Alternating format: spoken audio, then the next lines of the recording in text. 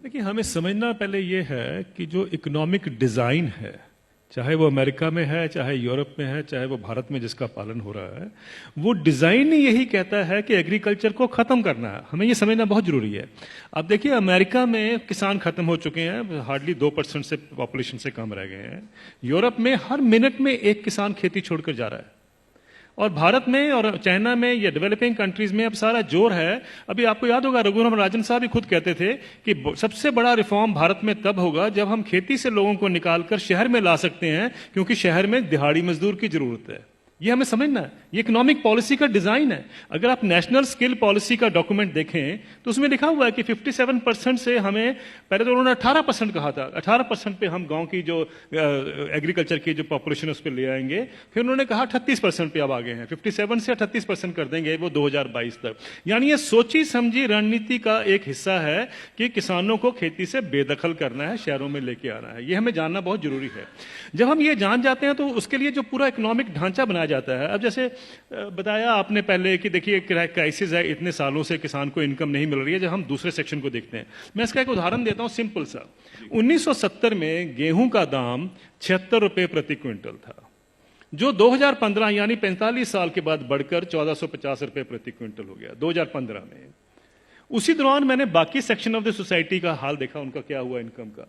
मैं सिर्फ बेसिक पे और डीए ले रहा हूं। उसी दौरान में 45 साल के पीरियड में सरकारी मुलाजिम की जो बेसिक पे और डीए है वो 120 से 150 गुना बढ़ गया, और जो स्कूल टीचर्स की जो तनख्वाह बढ़ी है उस दौरान में वो 280 से 320 गुना बढ़ गई। और जो कॉलेज के यूनिवर्सिटी प्रोफेसर्स हैं उनकी तनख्वाह 150 से 170 गुना बढ़ी है उस 45 साल के पीरियड में। किसान की जो इनकम है, जो गेहूं के दाम से या धान के दाम से आप नापेंगे, वो 19 गुना बढ़ती है। अगर ये जितने सरकारी मुलाजमों की भी अगर इनकम 19 गुना बढ़ी होती तो ये नौकरी छोड़ चुके होते आज तक। प्रॉब्लम यह है कि किसान का हक क्या बनता है। अगर हम 45 साल के बाद जब उसको 1450 रुपए मिले थे, अगर मैं 100 गुना भी उसकी इनकम बाकी इनकम पैरिटी के नॉर्म से चलता हूं, तो उनकी इनकम जो है या उनका मिनिमम सपोर्ट प्राइस जो है वो 7,600 रुपए प्रति क्विंटल बनता था। ये उनका हक है। 7,600 रुपए क्विंटल बनता था, उनको मिला 1,450 रुपए। फिर ये कहा जाता साहब ये पैसा कहां से आएगा।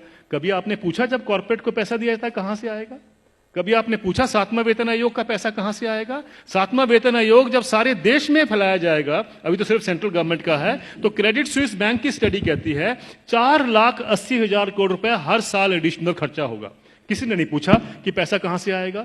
किसी ने नहीं कहा कि फिस्कल डेफिसिट बढ़ जाएगा। आप किसान को 2 लाख रुपए दे दीजिए, 2 लाख करोड़ रुपए अनाउंस कर दीजिए साल का देंगे, हाहाकार मच जाएगा इस देश में। अरे ये पैसा व्यर्थ जा रहा है, ये लोग डिजर्व नहीं करते हैं, ये सारा कुछ होगा, फिस्कल डेफिसिट बढ़ जाएगा। लेकिन इंप्लॉइज के लिए किसी ने कहा फिस्कल डेफिसिट बढ़ जाएगा?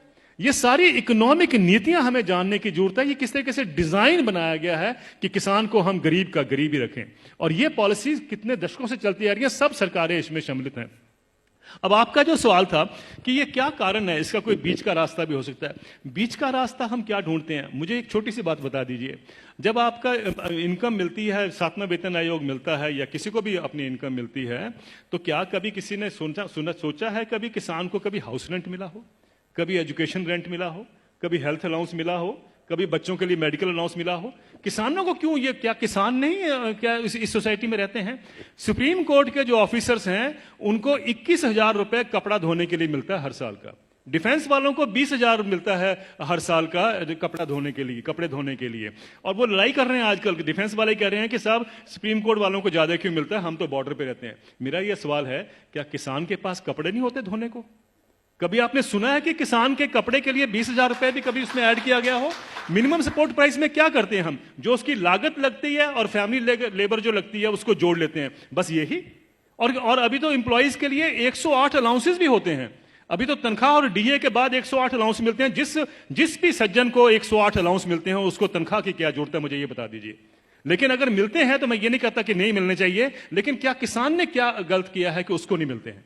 मैं ये कहना चाहता हूं, कभी किसान के एमएसपी में हाउस रेंट जोड़ा गया है, कभी उसका मेडिकल अलाउंस जोड़ा गया है, कभी उसके बच्चों के लिए एजुकेशन अलाउंस जोड़ा गया है? क्यों? क्या उसने बच्चे नहीं पालने हैं? हम ये क्यों मान के चलते हैं कि किसान तो हमारे देश के ऊपर बोझ है, इसके ऊपर हम दान कर रहे हैं? आप दान नहीं कर रहे हैं, आप उसको एक्सप्लॉइट कर रहे हैं, आप किसान को निचोड़ रहे हैं और उसी के साथ आपकी अर्थव्यवस्था चलती है। ये अर्थव्यवस्था के जब तक हम ढांचे को नहीं देखेंगे, हमें समझ नहीं आएगा कि किसान को मार इतने सालों से क्यों पड़ रही है। क्या